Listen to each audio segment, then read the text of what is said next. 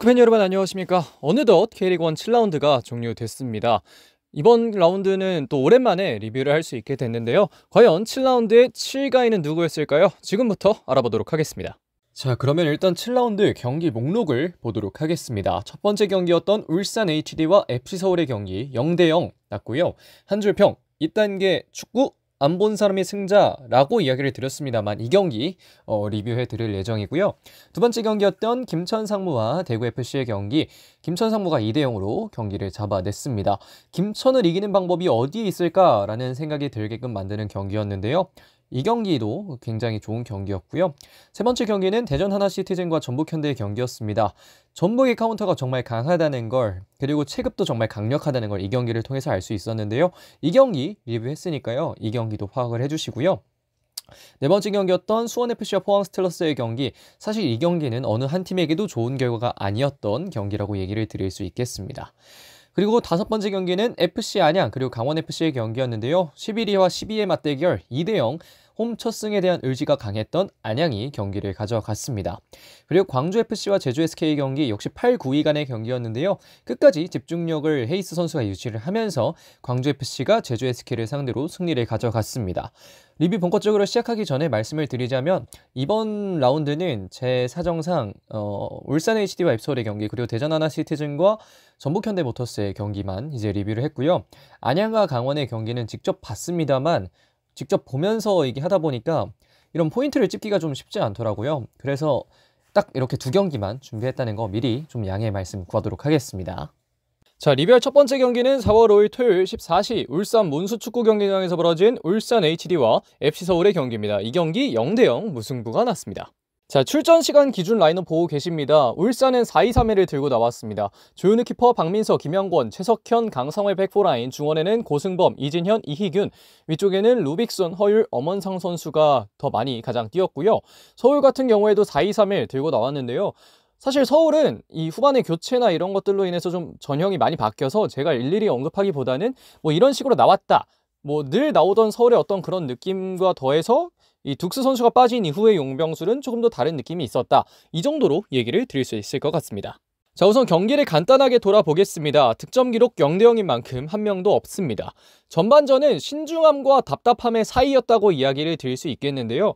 우리는 모두 전반전의 경우 0대0이 났을 때 양 팀이 뭐 탐색전이나 신중하게 경기를 펼쳤다라는 이야기를 하곤 하는데, 그건 어떻게 보면 답답했다는 이야기도 종종 되기도 하죠. 양 팀의 장점 그리고 단점이 모두 보였습니다. 이번에도 문제는 파이널 서드에서의 결정력이었는데요.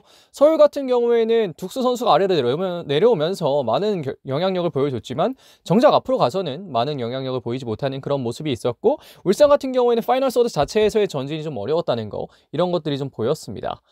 후반전에는 서울의 버티기가 조금 더 잘 보였는데요. 뒤로 갈수록 전진의 어려움을 겪었던 울산은 끝끝내 아주 좋은 찬스가 있긴 했습니다만 그런 찬스 이외에는 잘 만들어내지 못하는 모습이 있었고, 서울의 전술적 대응이 좋았다고도 이야기할 수 있고, 대신에 이제 서울 팬분들이나 지켜본 경기를 본 분들 같은 경우에는 뭐 막고 있다가 카운터 때리는 게 그렇게 뭐 전술적인 대응이냐라고 이야기하실 수도 있겠지만, 어쨌든 울산을 잘 틀어막았다는 점에서는 김기동 감독이 역시 상대가 잘하는 건 정말 잘 막는 감독이구나 라는 걸 확인할 수 있었던 것 같습니다.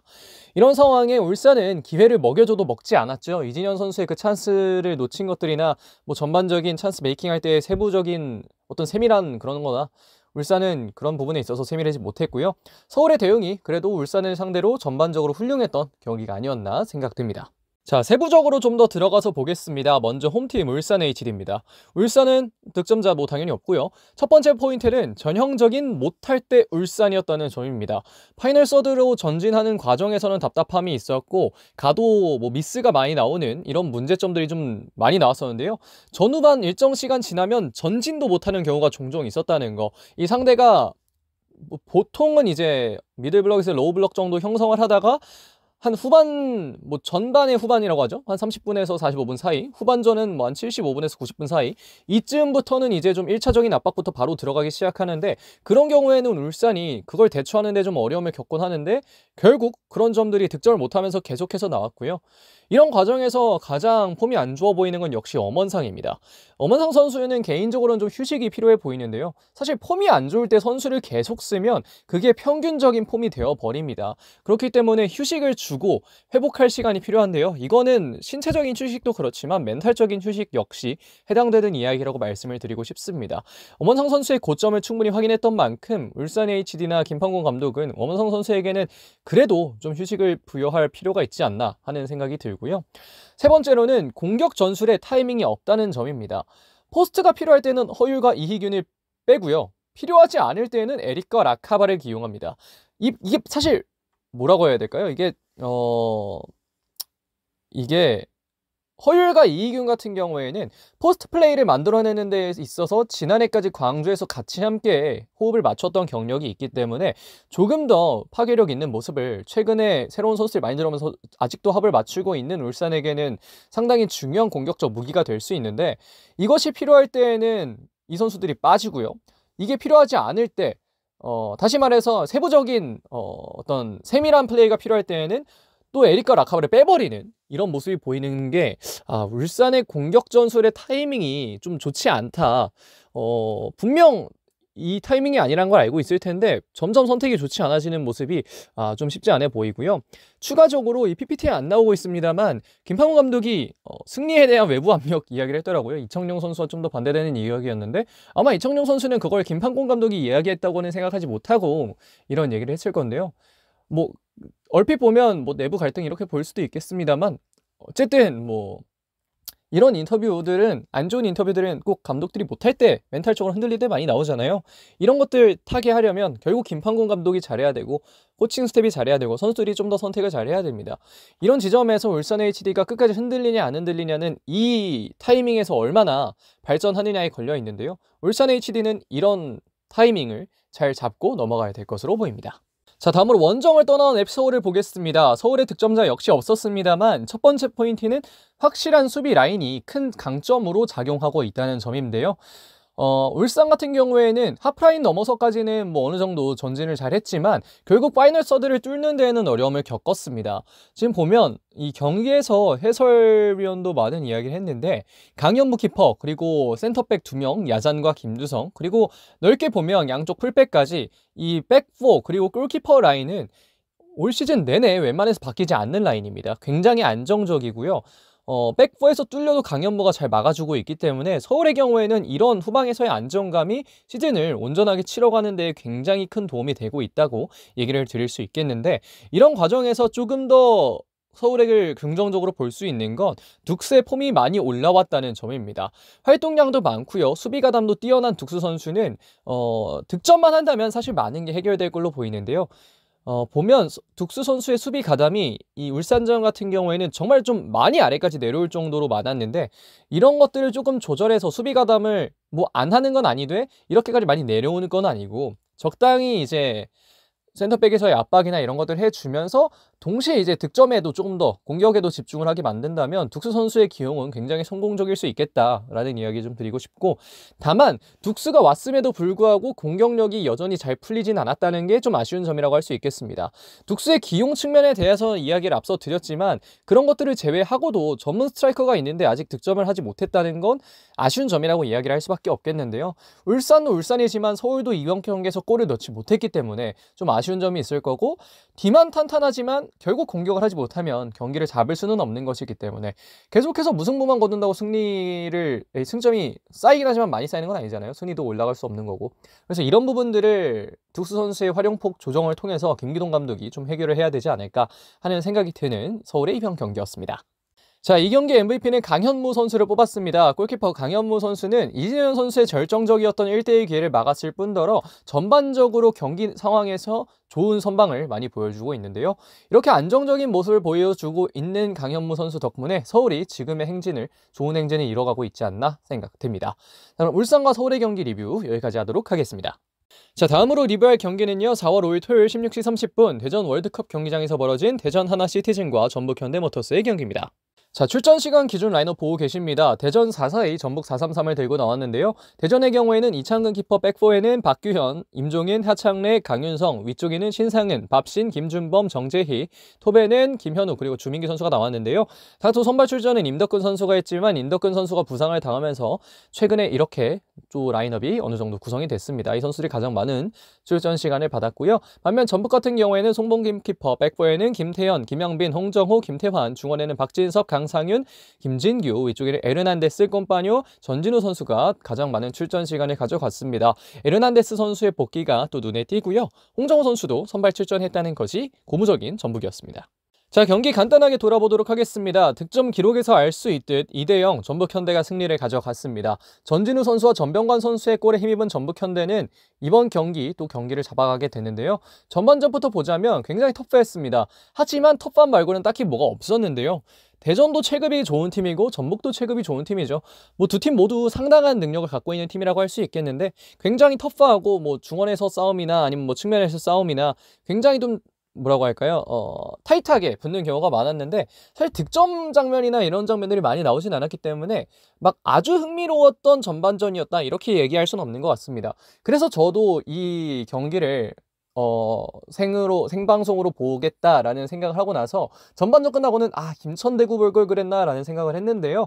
후반전 그 생각을 완전히 바꿔놨습니다. 후반전 전북의 체급은 강하다는 걸 정말 잘 확인할 수가 있었는데요. 상대 실수를 틈타서 전북현대가 전반 시작한 지 1분도 되지 않은 상황에 전진우 선수의 칩샷 득점으로 또 앞서 나가기 시작했습니다. 이후에 전북은 로우블럭을 형성하고 로우블럭 형성 이후에 카운터 기회가 오면 카운터를 치는 방식으로 경기를 이어나갔는데요. 이렇게 로우블럭을 잘 형성해뒀던 전북을 대전은 뚫지 못했고 공격 상황에서 카운터는 전북이 훨씬 더 날카로운 모습을 보여주면서 전진우 그리고 전병관의 득점으로 전북현대가 승리를 하게 됐습니다. 전병관 선수는 또 대전 출신이었기 때문에 전북 뿐만 아니라 대전에게는 상당히 또 치명적인 실점이었다는 생각이 드는데요.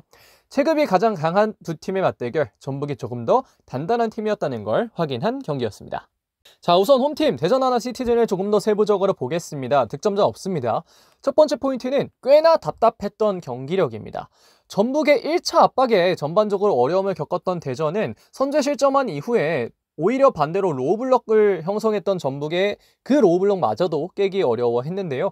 전북의 1차 압박에도 어려움을 겪었지만 최종적 수비도 뚫어내지 못했다는 거. 사실 대전이 이렇게 되면 경기를 혹은 뭐 전북의 수비를 뚫어낼 확률은 정말 낮아지게 되는데요. 이런 상황에 결국 또 대전은 아쉬움을 삼켜야만 했고 두 번째 포인트로는 양쪽 풀백이 이번 경기에서는 좀 다소 아쉬운 점이 있었다는 게 이번 경기에서 좀 볼만한 포인트였다는 생각을 합니다.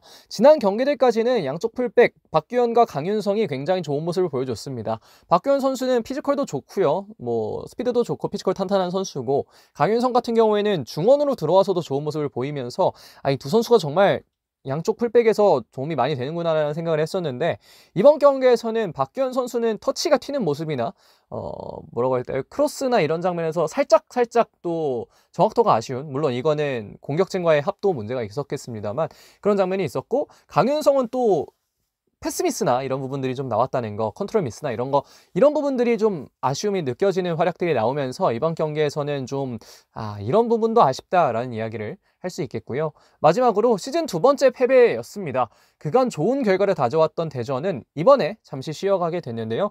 앞서 말씀을 드렸던 두 가지 포인트의 아쉬움이 있었음에도 불구하고 이제 2패라는 거 그리고 여전히 1위라는 점은 대전 하나 시티즌이 이번 경기를 오답노트 삼아서 더욱더 좋은 팀이 되는 데에 아마 큰 영향을 미치지 않을까 생각되는 부분이라고 얘기를 드릴 수 있겠습니다.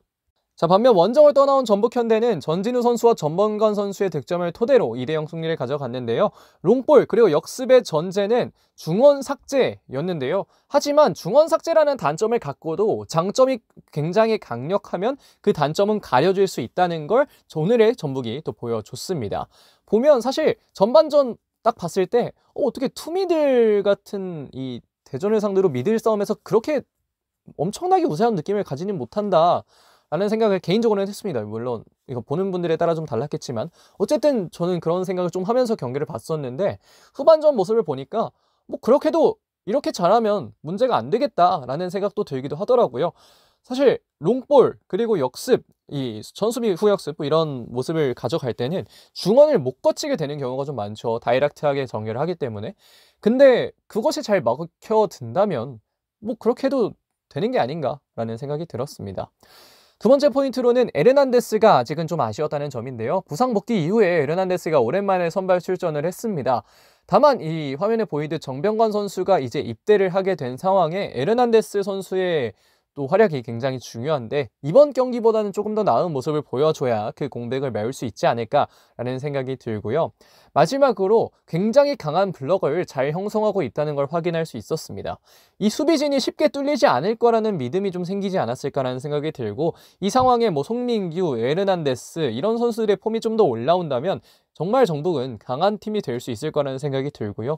이외에도 뭐 이승우나 이런 선수들이 좀 더 좋은 모습 보여준다면 전북은 이번 경기를 기점으로 해서 훨씬 더 좋은 모습을 보여줄 수 있게 되지 않을까라는 생각을 할 수 있었습니다. 자, 이 경기 MVP는 전진우 선수를 뽑아봤습니다. 선취골을 넣었던 전진우 선수는 그 선취골에 힘입어 전북이 좋은 흐름을 가져가는 데에 굉장히 큰 공헌을 했는데요. 이번 경기에서 전진우 선수의 활약을 보면 전북에서 최근에 전진우가 참 많은 영향력을 미치고 있다는 생각을 하게 됩니다. 이번 경기 뭐 전진우 선수 MVP 뽑았다는 말씀드리면서 대전과 전북의 경기 리뷰도 여기까지 하도록 하겠습니다. 자, 이번 라운드 제가 뽑은 베스트 11은 지금 보시는 바와 같습니다. 늘 4-4-2 기준으로 말씀드리고 있는데요. 키퍼 강현무, 백포에는 박민서, 토마스, 야잔, 이태희, 위쪽에는 김승섭, 오베르단, 강상윤, 전진우, 그리고 유강현 선수와 헤이스 선수를 이번 라운드 베스트 11으로 뽑아봤습니다.